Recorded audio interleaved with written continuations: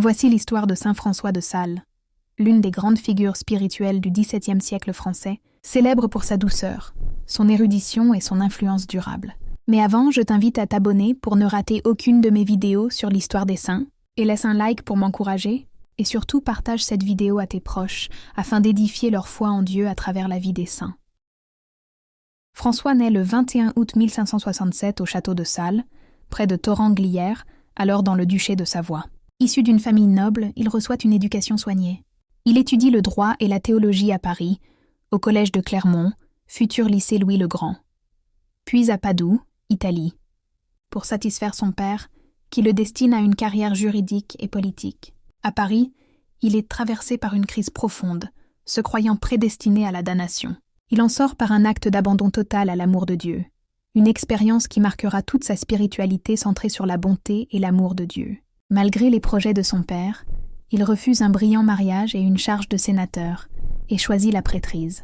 Ordonné prêtre en 1593, il devient chanoine à Genève et envoyé en mission dans le Chablais, une terre redevenue protestante. Les églises sont désertes, les portes se ferment. Il prêche d'abord dans le vide, sa voix éloquente se perdant contre des murs d'indifférence. Alors, il rédige des feuillets exposant la foi catholique de façon claire et charitable, qu'il glisse sous les portes ou affiche. Ces textes seront rassemblés plus tard dans un ouvrage fondamental, Les Controverses. Sa persévérance et sa bonté finissent par toucher les cœurs. Au bout de 4 ans, de nombreuses conversions ont lieu, et la région retourne majoritairement au catholicisme. Cette expérience forge sa conviction. On attrape plus de mouches avec une cuillerée de miel qu'avec un tonneau de vinaigre.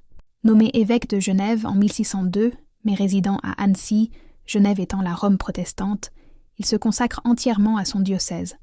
Visites pastorales, prédications claires, formation des prêtres, réforme des monastères.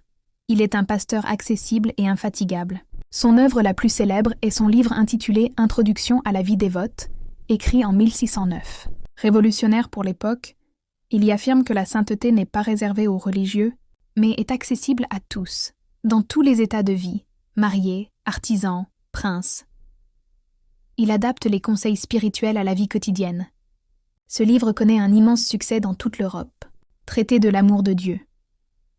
Une autre œuvre plus profonde, fruit de sa théologie et de son expérience mystique, explorant les chemins de l'amour divin dans l'âme humaine, est un livre écrit en 1616. En 1604, il rencontre Jeanne de Chantal, une jeune veuve qu'il devient le directeur spirituel. Leur amitié spirituelle est l'une des plus fécondes de l'histoire chrétienne. Ensemble, ils fondent en 1610 un nouvel ordre religieux féminin appelé Fondation de l'ordre de la Visitation, caractérisé par une douceur dans la règle, pas de mortification excessive, une ouverture aux personnes de santé fragiles ou âgées, souvent refusées ailleurs, une spiritualité centrée sur l'intériorité et la charité humble, l'esprit de la Visitation. Il entretient une vaste correspondance, plus de 2000 lettres conservées, avec des personnes de toutes conditions, les guidant avec réalisme et tendresse. Il meurt d'une crise d'apoplexie à Lyon le 28 décembre 1622, dans une extrême humilité. Son corps est ramené à Annecy, canonisé en 1665. Proclamé docteur de l'Église en 1877 pour la profondeur et l'influence de sa doctrine, patron des journalistes et des écrivains catholiques, en raison de son usage novateur des feuillets imprimés. Patron des éducateurs et des sourds muets, car il a personnellement enseigné à un jeune sourd. Sa spiritualité, appelée salésienne, se résume en quelques mots-clés. Douceur, humilité, optimisme, ouverture à tous, recherche de Dieu dans l'ordinaire.